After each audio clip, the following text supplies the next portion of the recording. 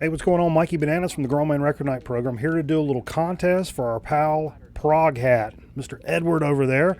I just recently busted through 300 subscribers. He's doing a little contest, a nice little quick down and dirty contest, which I like it. Edward's a cool dude. He's got great taste in music and he's got a great channel, so be sure to check it out. I'll leave a link in the description. 3 quick and simple down and dirty questions. Number one, and all revolving around 1980. So number one is your favorite album from 1980. I was actually waiting to do this contest because I picked this record up. It was in the inbox, but I wanted to wait until I did Dig of the Week last week for this record. X's debut, Los Angeles.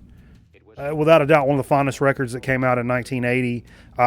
Very unique records, produced by Ray Manzarek, and they actually cover a Doors song on this, Slash Records. This is an 83 repress. Very unique in the fact that this is, I mean, it's considered a punk rock classic, but very different in terms of the style that a lot of people would consider punk rock, but it's got that punk rock attitude, and I think that says a lot about the band, that it can bust through.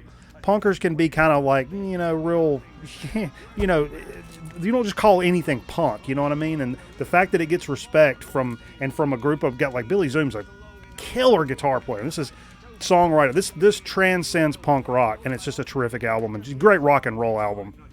Favorite album of 1980, or at least for right now. I've really been vibing on that. Favorite cover, like cover art of 1980, and I went with, I could have went a couple of different directions with this, but I went with what I call Melty Face.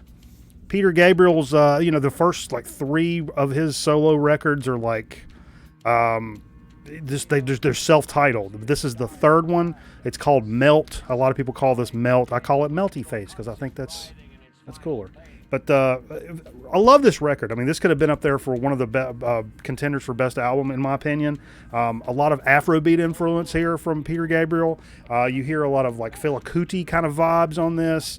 Very interesting to kind of see an art avant-garde kind of thing take on some of those Afrobeat rhythms and stuff, and it kind of made for a really unique and kick-ass record. Moving right along. Finally, your favorite song. Now, honestly, before I picked up that X record, this would have been my favorite album. It could be. You could interchange. This could definitely be my favorite album as well. Motorhead's Ace of Spades, and I picked this up fairly recently, honestly. And how can you go wrong with the title track? I know it's played on classic rock radio everywhere. I know it gets beat into the ground, and I still turn it up when it comes on the stupid radio when I'm cruising down the road. That should tell you something about how good that song is. Not to mention that I also don't want to say on camera that Jailbait is my favorite song. Yeah. But anyway, Ace of Spades, you cannot go wrong with this. What a kick-ass crossover, proto-thrash. It got lumped into the new wave of British heavy metal, but it's not really that. It's more proto-thrash, or like just a down and dirty, kick-ass rock and roll record.